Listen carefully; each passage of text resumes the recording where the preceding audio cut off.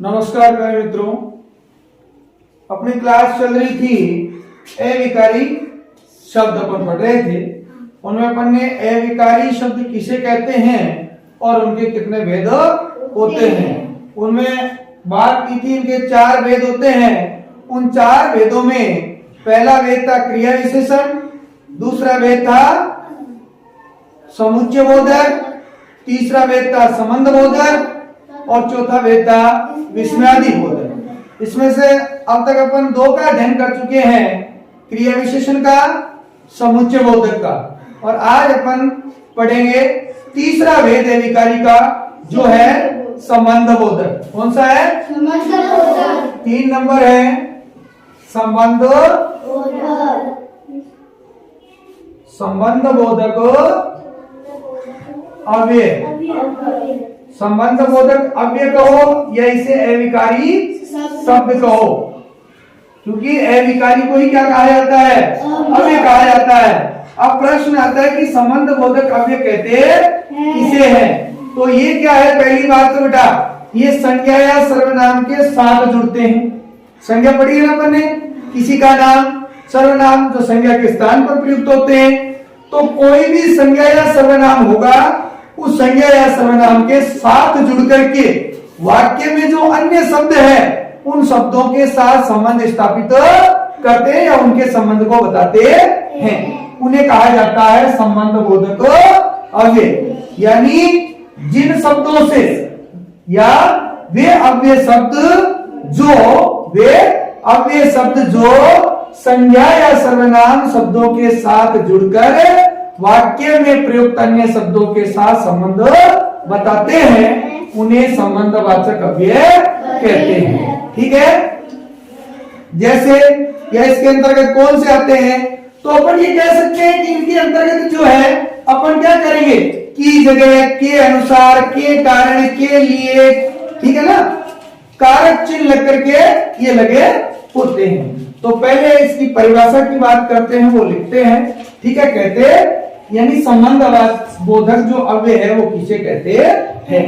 तो आप देखेंगे, देखिए, वे अव्यय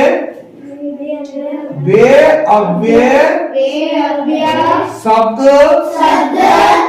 जो किसी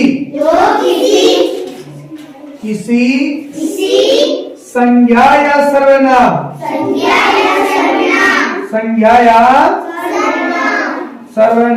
शब्द के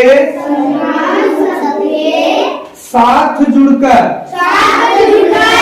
संज्ञा या सर्वनाम शब्द के साथ जुड़कर उनका वाक्य के अन्य शब्दों के साथ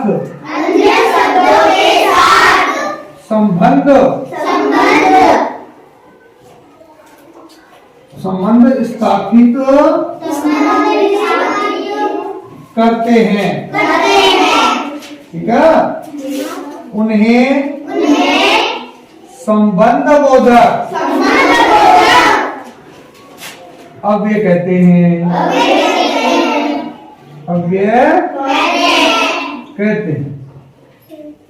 बात आई कि संबंध बोधक अव्यय किसे कहते हैं। मैंने क्या कहा कि वे अव्यय शब्द, जब अपन अव्यय पढ़ रहे हैं तो शब्द कैसे होंगे? अव्यय के। तो वे अव्यय शब्द जो किसी संज्ञा या सर्वनाम शब्द, कोई ना कोई क्या होगा, संज्ञा या सर्वनाम शब्द होगा वाक्य में, उन शब्दों के साथ ये जुड़ करके उन शब्दों का जो जुड़े हैं ना, संज्ञा या सर्वनाम के साथ जो शब्द जुड़े हैं, उन शब्दों का वाक्य में जो और बाकी बच गए शब्द इनके अलावा, उन शब्दों के साथ संबंध स्थापित करते हैं, उनको प्रदर्शित करते हैं, तो उनको संबंध बोधक अव्यय कहते हैं। अब बेटा इसके अंतर्गत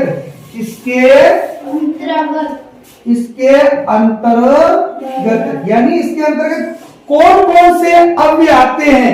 तो अपन कहते हैं इसके अंतर्गत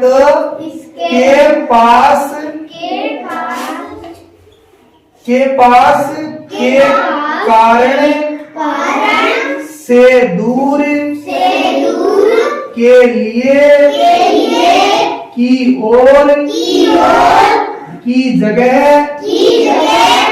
ध्यान देना शब्दों पे। के अनुसार, के आगे, के साथ, के सामने,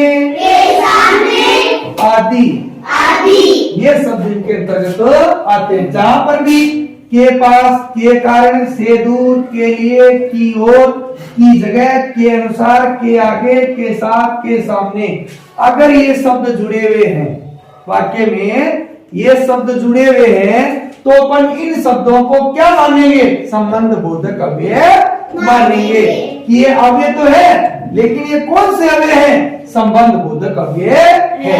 तो बेटा परिभाषा आपके आराम से समझ में आ गई होगी कि वे अव्यय शब्द जो किसी संज्ञा या सर्वनाम के साथ जुड़कर उनका वाक्य के अन्य शब्दों के साथ संबंध स्थापित करते हैं, उन्हें संबंध बोधक अव्यय कहते हैं। अब ये संबंध बोधक अव्यय कौन कौन से हो सकते हैं? तो मैंने बता दिया, ये आपके हैं के पास, के कारण, से दूर, के लिए, की ओर, की जगह, के अनुसार, के आगे, के साथ, से, और भी हो सकते हैं, ठीक है ना, के समीप, ठीक है, से यहां मैंने बताया से दूर, तो से पास, ऐसे, ठीक है, कहते हैं। अब देखो जैसे एक उदाहरण बताता हूं, जैसे उदाहरण से समझना। सीता की बहन गीता है। सीता की बहन गीता है। तो ध्यान दो, यहाँ पर सीता संज्ञा शब्द है ना, इसके साथ क्या जुड़ा है? की जुड़ेगा।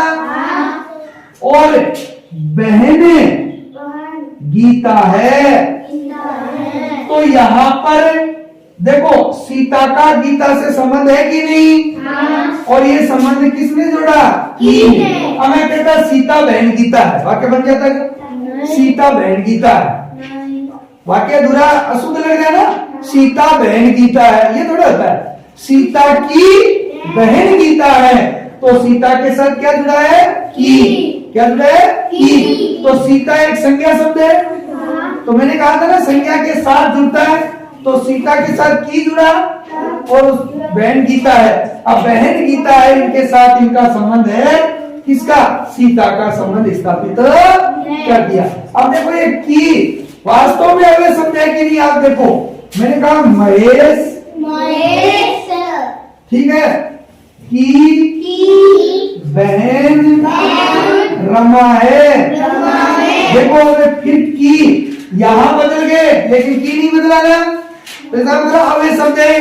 अव्यय में कौन सा है? संबंध बोधक है। बेटा आगे बात यहाँ तक समझ में? एक नोट करने वाली बात इसमें आती है बेटा, वो ये है कि संबंध बोधक अव्यय, संबंध बोधक अव्यय, ठीक है, का प्रयोग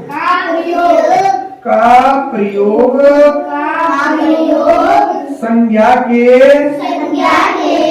बाद होता है, ठीक है, संज्ञा के बाद होता है, किंतु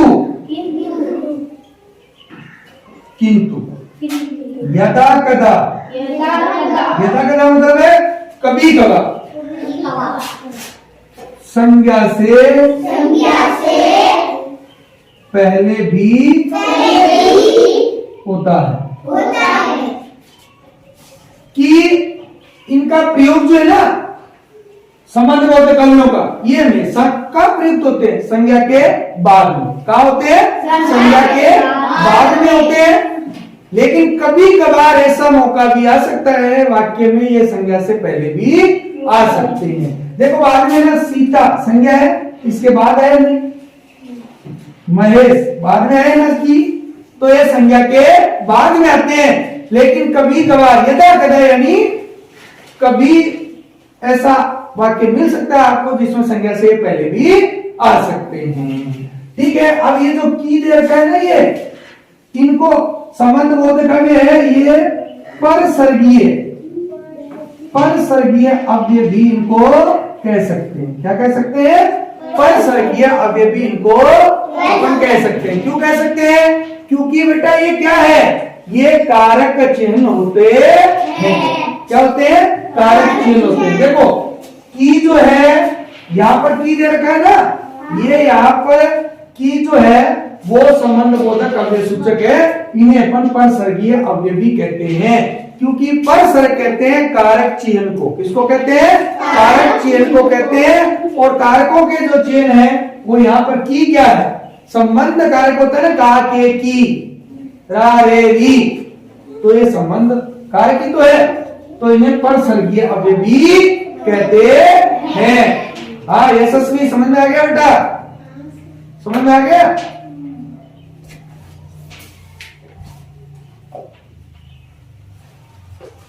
अब आगे देखिए बेटा इसका, इससे आगे बढ़े। मैंने बताया आपको संबंध बोधक अव्यय किसे कहते हैं, ये बात समझ में आ गई कि वे अव्यय शब्द जो किसी संज्ञा या सर्वनाम के साथ जुड़कर है उनका वाक्य के अन्य शब्दों के साथ संबंध स्थापित करते हैं, उन्हें संबंध बोधक अव्यय कहते हैं। इसके अंतर्गत मैंने कहा देखो सब में के से ये जरूर लगा हुआ है, होते पास, कारण, दूर और लिए ये होते हैं, लेकिन सबके साथ के जुड़ा हुआ है ना, के लिए, के कारण, से, दूर, के लिए, की और की जगह, के अनुसार, के आगे, के साथ, ये इसके अंतर्गत आते हैं। सीता गीता भाई ने आपको बता दिया संबंध बोधक अव्यय प्रयोग संज्ञा के बाद होता है, लेकिन यदा कदा इससे पहले भी हो सकता है। इनको परसर्गीय अव्यय भी कहा जाता है। अब बेटा ये जो कौन कौन से होते हैं इनकी अपन एक एक की बात करते हैं। देखो अगर इनके वेदों की बात करें, इनके वेदों की बात करें तो वैसे तो कोई बेटा फिक्स नहीं है, वैसे तो क्या नहीं है, फिक्स नहीं है कि कितने होते हैं, इनके वेद कितने ही हो सकते हैं। लेकिन अपनी एनसीईआरटी की जो किताब दे रखी है 9 से 12 नवीन हिंदी व्याकरण, उसके अंदर इनके वेद कितने बताए गए हैं? 10 बताए गए। कितने बताए गए? 10 बताए गए हैं। तो अपन उन 10 की चर्चा कर लेते हैं, ठीक है। तो पहला वेद जो है इसका वो है बेटा कालवाचक। कौन सा है? कालवाचक संबंध बोधक। संबंध कालवाचक संबंध बोधक अव्यय। तो कालवाचक संबंध बोधक अव्यय सीधी सी बात है, जिन संबंध बोधक जो अव्यय है उनसे अगर समय का पता चले, क्या पता चले? समय का पता चले, समय का बोध हो, उसे कालवाचक। देखो काल, काल का मतलब क्या है? समय। काल का मतलब क्या है? समय। काल का अर्थ ही क्या होता है? समय। तो अपन कह सकते हैं जिन संबंध बोधक अव्ययों से काल का बोध हो या समय का बोध हो उन्हें अपन कालवाचक संबंध बोधक अव्यय कहते हैं। तो पहली परिभाषा लिखो, देखो जिन संबंध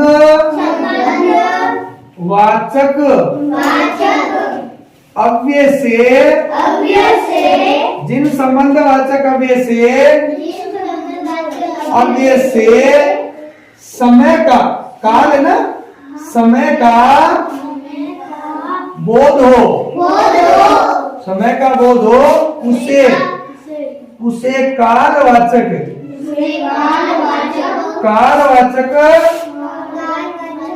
संबंध बोधक कहते हैं, ठीक है। उदाहरण के लिए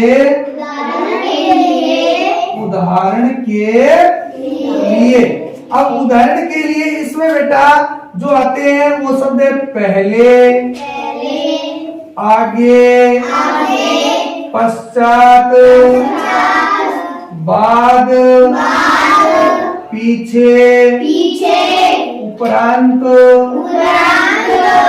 आदि, ये सब, ठीक है ना। देखो पहले अब प्रश्न करते हैं ना, कब पहले, कब आगे, कब पश्चात यानी बाद में, कब पीछे, उपरांत, वैसे, ठीक है ना। तो ये शब्द जो है ये कालवाचक संबंध बोधक कहते हैं। देखो जिन संबंधवाचक अव्यय से समय का बोध हो, किसका बोध हो?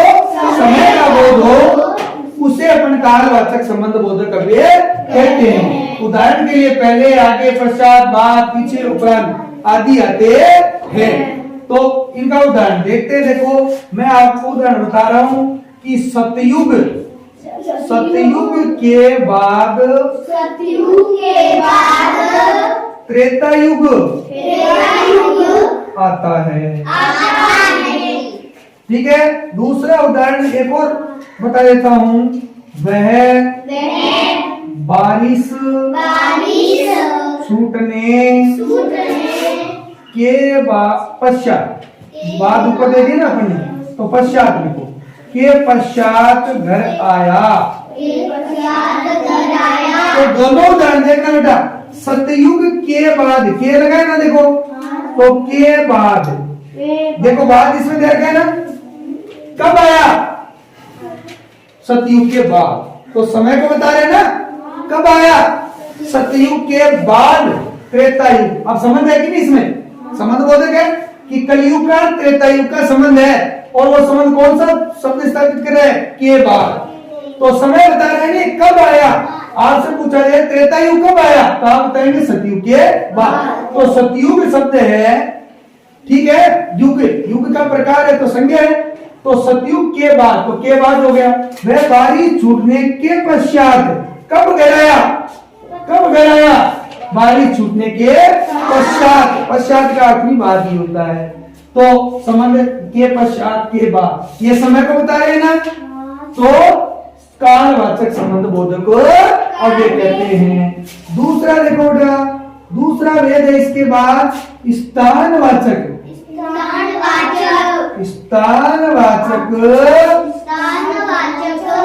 संबंध बोधक। स्थानवाचक संबंध बोधक। तो बेटा स्थानवाचक वही बात है, जिन संबंधवाचक अव्यय से समय की जगह क्या हो जाएगा? स्थान। जिन संबंधवाचक अव्यय से स्थान का बोध हो, उसे स्थानवाचक संबंध बोधक कहते हैं। ठीक है। तो लिखते हैं परिभाषा, जिन संबंधवाचक अव्यय से, जिन संबंधवाचक अव्यय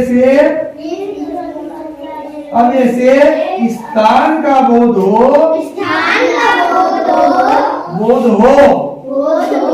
उसे स्थानवाचक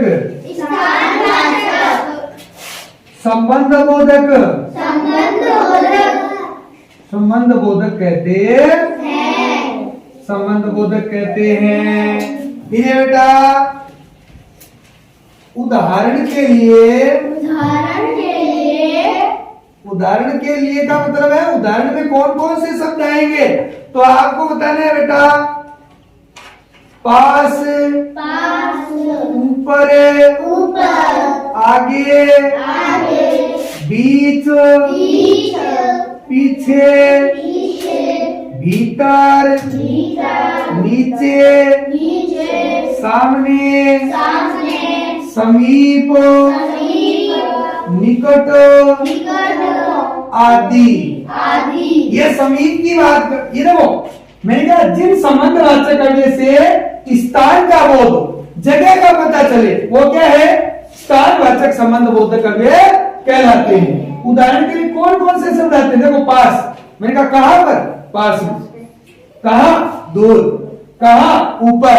स्थान के ऊपर, नीचे, बीच में, पीछे, भीतर, आगे, सामने, ठीक है, समीप, दूर, ये क्या है? सारे स्थानवाचक है। जैसे एक उदाहरण देखो, मेरे स्कूल के सामने पार्क है। पार्क है नहीं, बगीचा। फिर है मैं उसके पीछे खड़ा था। दोनों देखो, उदाहरण देखना, समझना बेटा। उदाहरण क्या कह रहा है? मेरे स्कूल के सामने, तो के लगे ना, इसको पहचानना है अपने को, के सामने। तो मेरे स्कूल का संबंध पार्क से है, और वो समझ शब्द किया के सामने, तो संबंधवाचक हो गए ना। तो मेरे स्कूल के सामने, तो कहा पर कहा है, के सामने स्थान है ना। मैं उसके पीछे, तो क्या लगा देखो उसमें पीछे, तो कहा पीछे, तो स्थान का बोध करवा रहा है कि नहीं करवा रहा।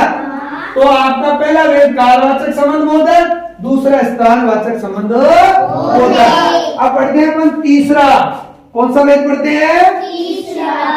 तीसरा वेद पढ़ते हैं बेटा। इसका संबंध बोधक का ध्यान से पढ़ना बेटे, ये बहुत जरूरी है। आगे जब आप इन क्लासों से बढ़ते हुए जैसे जैसे कंपटीशन क्लासों की तरफ बढ़ोगे, 12वीं कर लोगे, कॉलेज करोगे, ट्रेनिंग करके आप जब पटवारी की, पटवारी बनने के लिए, ग्राम सेवक बनने के लिए, एलडीसी बनने के लिए, टीचर बनने के लिए, आरएएस बनने के लिए जब आप तैयारी करोगे ना, तो जहां हिंदी आएगी तो ये सब वहां पूछा जाएगा।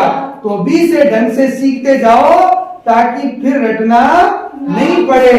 अब है तीसरा वेद। कौन सा वेद? तीसरा वेद जो है दिशावाचक। कौन सा है? दिशावाचक संबंध बोधक। दिशावाचक संबंध बोधक। बात वही है बेटा कि जिन संबंधवाचक अव्यय से, जिन संबंध वाचक अव्यय से दिशा का बोध हो, उसे दिशावाचक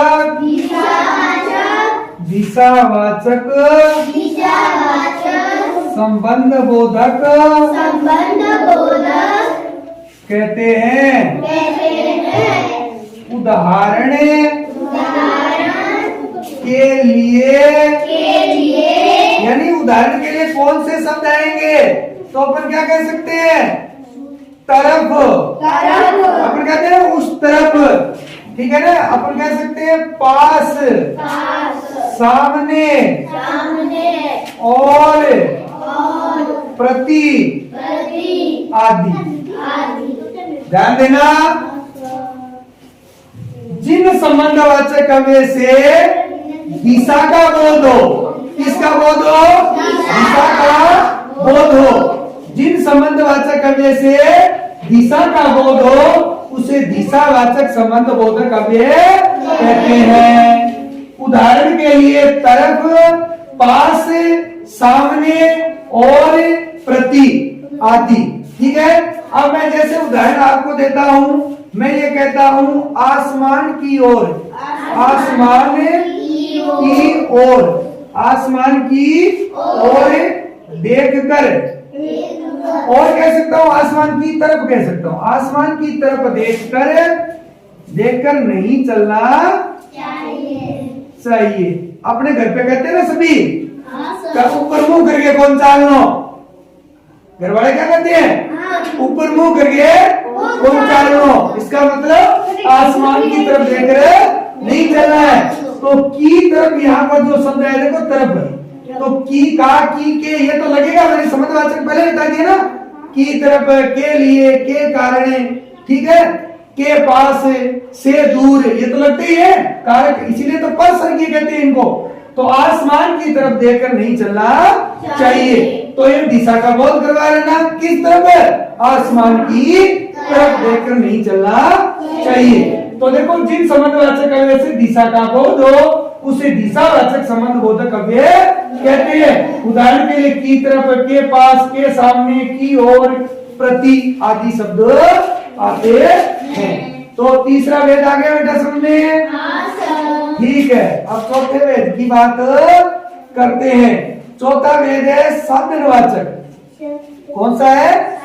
साधनवाचक संबंध बोधक अव्यय, संबंध बोधक अव्यय, साधनवाचक संबंध बोधक अव्यय। तो जिन संबंधवाचक अव्यय से साधन का बोध हो उसे साधनवाचक संबंध बोधक कहते हैं। पता चल गया बेटा? साधन नाम ही क्या है? साधन। तो वही परिभाषा रहेगी, जिन संबंधवाचक अव्यय से दिशा की जगह क्या जाएगा? साधन का बोध हो, उसे साधनवाचक संबंध बोधक अव्यय कहते हैं। तो अपन लिखेंगे जिन संबंधवाचक अव्यय से साधन का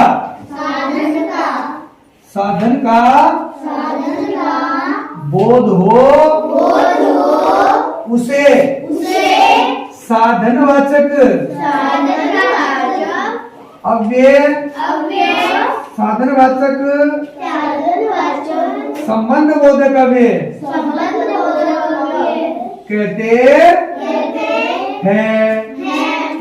उदाहरण के लिए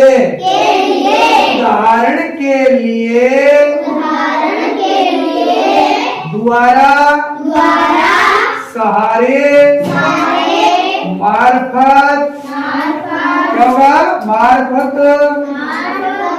निमित्त क्या होगा? जरिए आदि आएगा। देखो बात समझ में आ गई? शब्द कौन से हैं? द्वारा, सहारे, मार्फत, निमित्त, ठीक है, जरिए आदि शब्द जो आते हैं वो साधन का साधन वाचक संबंध बोधक अव्यय कहते हैं उनको। तो जिन संबंध वाचक अव्यय से साधन का बोध हो उसे साधन वाचक संबंध बोधक अव्यय कहते हैं। द्वारा, सारे, मार्फत, निमित्त, जरिए ये शब्द किसी वाक्य में आते हैं तो उनको अपन कौन सा कहेंगे? साधन वाचक संबंध बोधक अव्यय कहेंगे। जैसे उदाहरण देखिए बेटा, उदाहरण है अर्जुन को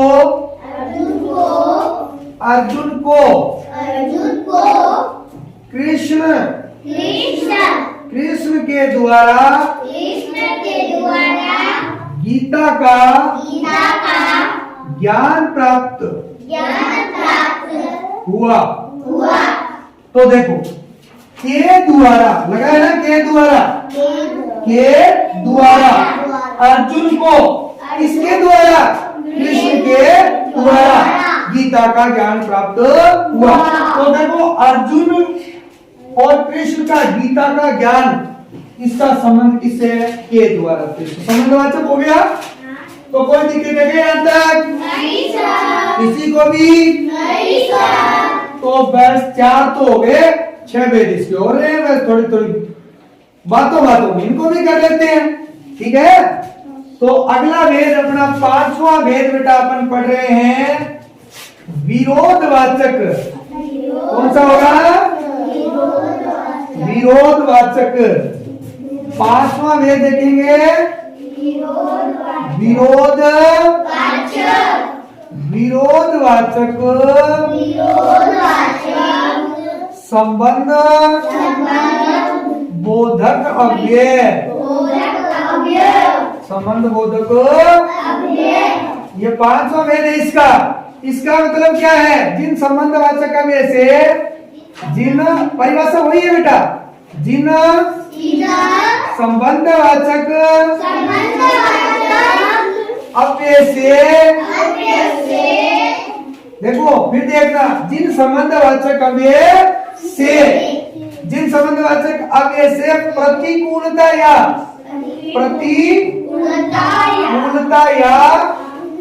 विरोध का प्रतिकूलता या विरोध का बोध हो उसे विरोधवाचक संबंध बोधक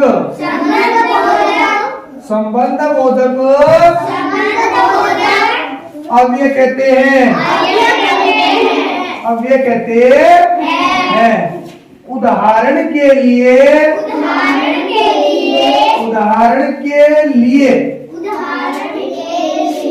विपरीत, उल्टे, विरुद्ध, प्रतिकूल,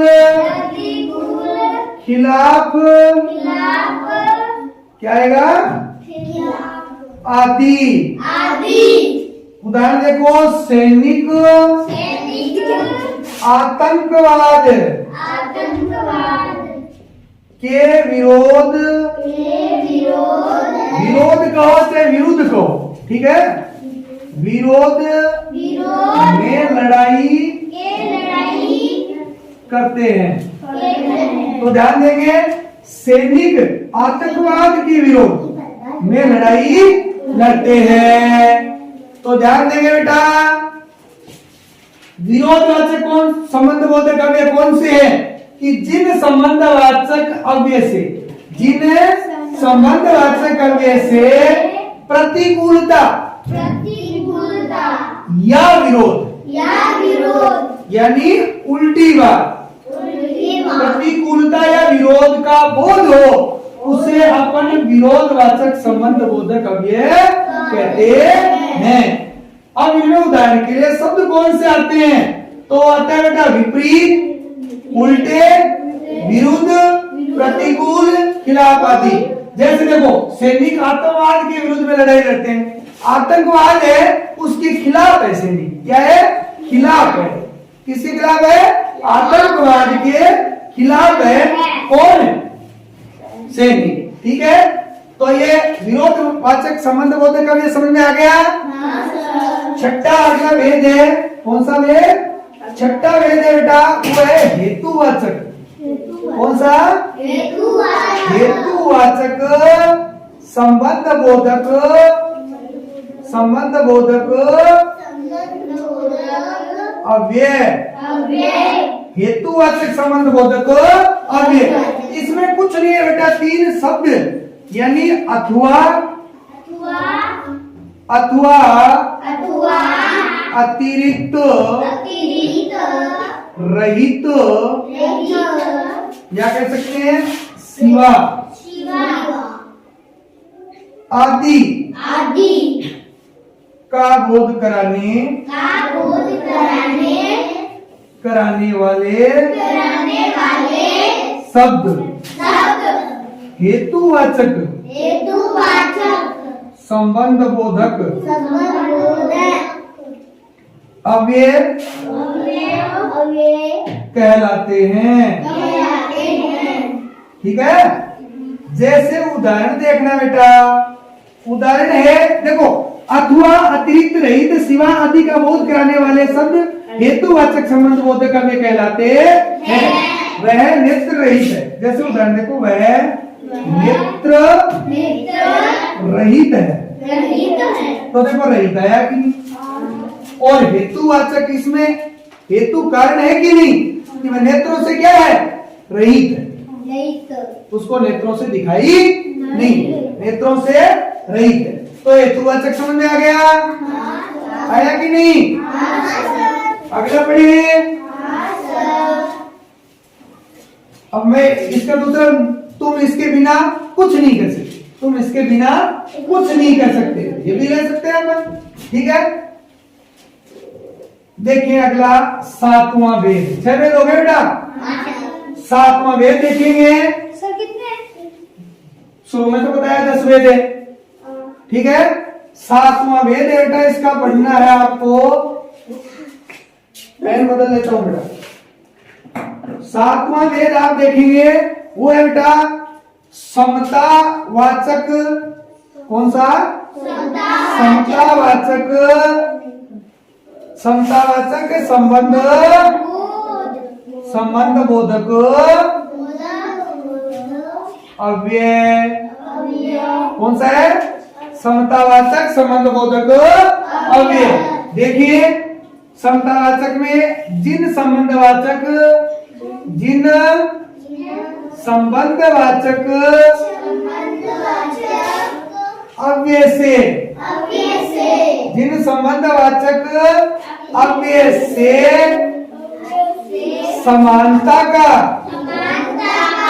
समानता का बोध हो, उसे समतावाचक संबंध बोधक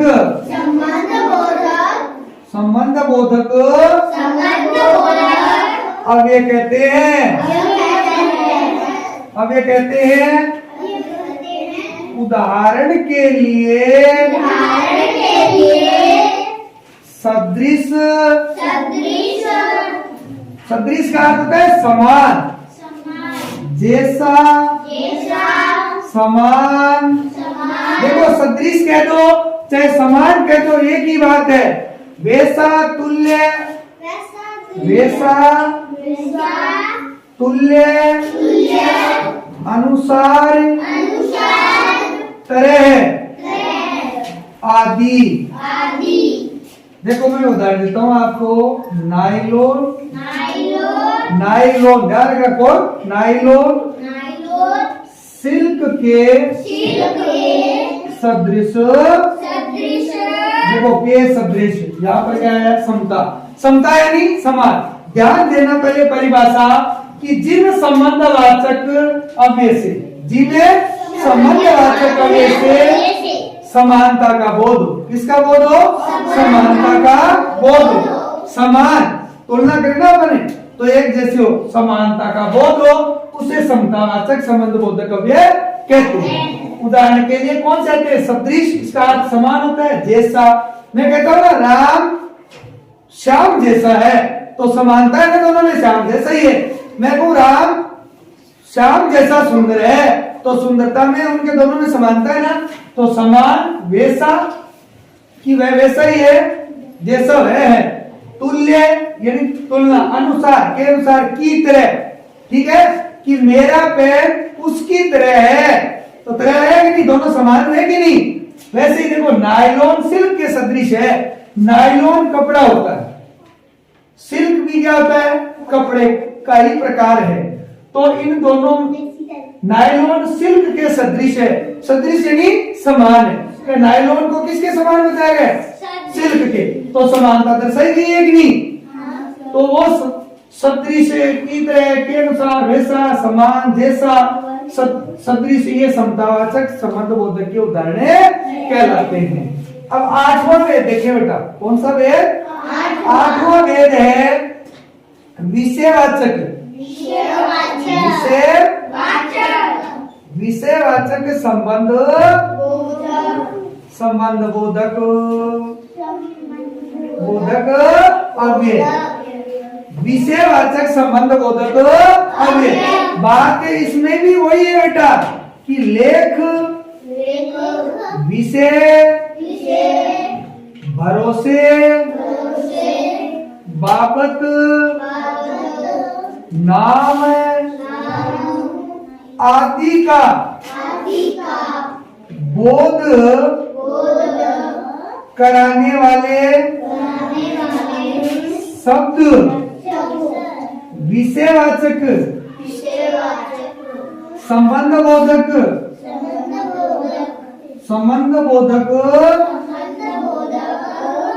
अव्यय कहलाते हैं। तो सब कौन से होने चाहिए? देखो लेख, विषय, भरोसे, बाबत, नाम आदि का बोध कराने वाले जो शब्द है, शब्द वो क्या कहलाते हैं? विषयवाचक। क्या कहलाते हैं? विषयवाचक कहलाते हैं। क्या कहलाते हैं? विषयवाचक संबंध बोधक अव्यय कहलाते हैं। जैसे मैं आपको उदाहरण दूं कि मुझे लेख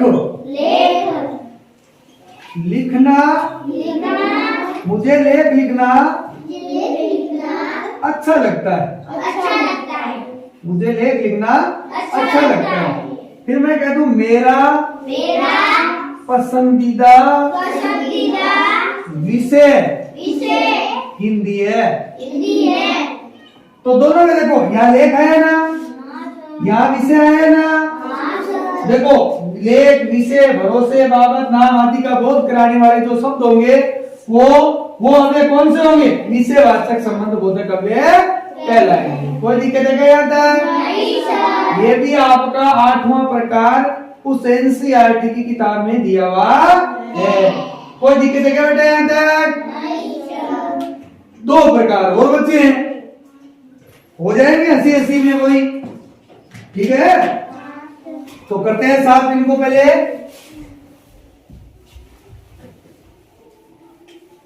इनको साफ करते हैं और नौवां वेद देखते हैं। कौन सा वेद देखते हैं? नौवां वेद अपना है, वो है कौन सा वेद? नौवां वेद है सीमावाचक, या कह सकते हैं इसको संग्रहवाचक। संग्रहवाचक संबंध बोधक अव्यय। संबंध बोधक अव्यय, सीमावाचक या संग्रहवाचक संबंध बोधक अव्यय। ठीक है, ध्यान दे, वही परिभाषा बनेगी बेटा। जिन संबंधवाचक, जिन संबंध अव्यय, जिन संबंधवाचक अव्यय से सीमा या संग्रह का बोध हो, उन्हें सीमावाचक या संग्रहवाचक संबंध बोधक अव्यय कहते हैं। ठीक है, संबंध बोधक अव्यय कहते हैं। मात्र पर्याप्त तक ये इसमें आएंगे। उदाहरण के लिए पर्याप्त, ठीक है, क्या आएगा? पर्याप्त, मात्र, ठीक है, तक, भर आदि आते। देखो, अभी मेरे पास शुद्ध जल पर्याप्त, क्या लिख रहा है? पर्याप्त मात्रा में नहीं है। तो यहाँ पर देखो, ये पर्याप्त आया कि नहीं आया? तो ये सीमा एक संग्रह की बात, इकट्ठा संग्रह मतलब इकट्ठा करना, तो पर्याप्त नहीं है मेरे पास, इतना इकट्ठा किया हुआ नहीं है। और सीमा की बात करें तो मतलब उसकी जितना मेरे पास है उसकी एक सीमा है, अब मेरे पास इतना ही है। तो क्या कहा? जिन संबंधवाचक अव्यय से सीमा या संग्रह का बोध हो, उन्हें सीमावाचक या संग्रहवाचक संबंध बोधक अव्यय कहते हैं। ठीक है, अब लास्ट और अंतिम इसका अपना 10वां वेद, और वो है बेटा सहचर। क्या कहेंगे? सहचर या संघवाचक,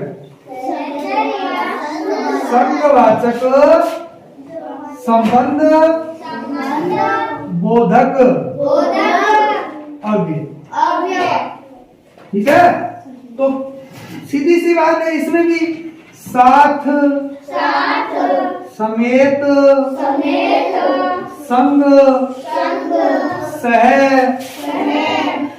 आदि शब्दों का बोध कराने वाले शब्दों को सहचर या संघवाचक संबंध बोधक अव्यय कहते हैं। तो बेटा पहले पढ़ा क्या? देखो शब्द कौन से होंगे इसमें? साथ, समेत, संग, सह आदि का जो बोध कराने वाले शब्द है ना, उनको ये अपन सहचर या संघवाचक संबंध बोधक अव्यय कहते हैं। ठीक है, कहते हैं। अब देखो कैसे, इनका उदाहरण देखना कि वह अपने मित्रों के साथ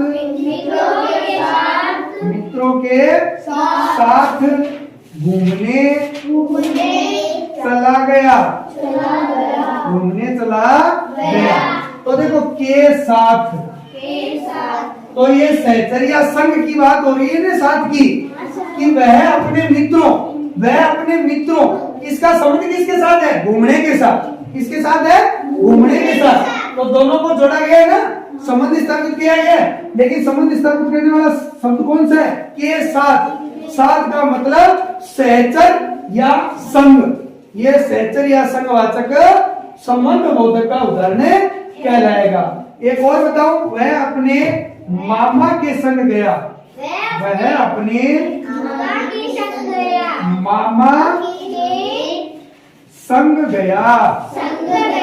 मामा के संग गया। तो के संग देखो जाने का संबंध है किसके? अपने मामा के साथ। अपने मामा के साथ गया। तो सहचर या संगवाचक संबंध बोधक अव्यय कहलाता है। अब देखो बेटा, जो अपनी 9 से 12 एनसीईआरटी की जो किताब है उसमें तो दिए गए हैं ये 10 भेद। ठीक है, पुरानी नवीन व्याकरण की किताब में 10 है, उसके बाद कुछ जगह 11, 12 ऐसे भी। इसीलिए इनके भेद कितने होते हैं ये प्रश्न कभी नहीं आता है। ठीक है ना, जैसे अपन आता है ना सर्वनाम के भेद कितने होते हैं, संज्ञा भेद कितने होते हैं, फिक्स है तो आता है ना प्रश्न। लेकिन इनका भेदों का प्रश्न नहीं आता, केवल सीधा पूछते हैं संबंध बोधक अव्यय किसे कहते हैं। इनका नाम दे दिया सीमावाचक या संग्रहवाचक संबंध बोधक अव्यय किसे कहते हैं, या आगे या कोई ऐसे उदाहरण डाल दिया, वह अपने मित्रों के साथ घूमने चला गया।